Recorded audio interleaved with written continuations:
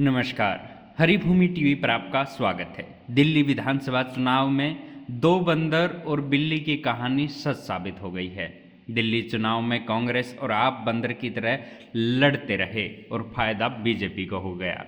ये चुनाव कहीं न कहीं हमें ये सीख देता है कि अगर हम आपस में लड़ाई लड़ेंगे तो इसका फायदा तीसरे को हो जाएगा।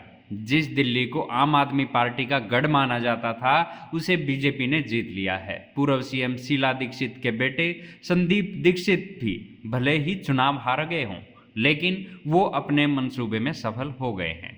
मीडिया रिपोर्ट्स के मुताबिक दिल्ली चुनाव से पहले हरियाणा में चुनाव हुआ था। चुनाव से पहले सिर्फ प्रदेश में ही नहीं बल्कि पूरे देश में लहर थी कि हरियाणा में कांग्रेस की जीत पक्की है। कई ऐसे मुद्दे थे जो बीजेपी के खिलाफ थे, जिसके कारण कांग्रेस की जीत तय मानी जा रही थी। लेकिन आपने कांग्रेस का खेल खराब कर दिया था। आप भले ही खुद एक भी सीट ना निकाल पाई हो, लेकिन कांग्रेस का बंटाधार कर दिया। बीजेपी के खिलाफ वाले वोट आप और कांग्रेस में बंट गए, जिसका फायदा बीजेपी को हो गया। इस तरह कांग्रेस की सरकार बनते बनते रह गई। अब कांग्रेस ने दिल्ली में केजरीवाल से हरियाणा वाला बदला ले लिया है। दिल्ली में आपकी जीत की संभावना जताई जा रही थी, लेकिन कांग्रेस ने दिल्ली में अकेले चुनाव लड़कर आपका खेल खराब कर दिया। अब आंकड़ों को देखें तो साफ है कि अगर आप और कांग्रेस एक साथ चुनाव लड़ती तो गठबंधन की सरकार बन सकती थी। लेकिन आप हरियाणा में एक भी सीट ना जीत कर भी चुनाव में बड़ा रोल निभाया था। दिल्ली में कांग्रेस ने वही किया।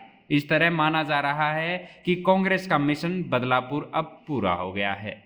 नई दिल्ली विधानसभा सीट से कांग्रेस प्रत्याशी संदीप दीक्षित को एक तरफा हार मिली है। इस सीट से बीजेपी प्रत्याशी प्रवेश वर्मा ने चुनाव जीता है। गौरव करने वाली बात यह है कि नई दिल्ली विधानसभा सीट से अरविंद केजरीवाल को 4089 वोटों से हार मिली है।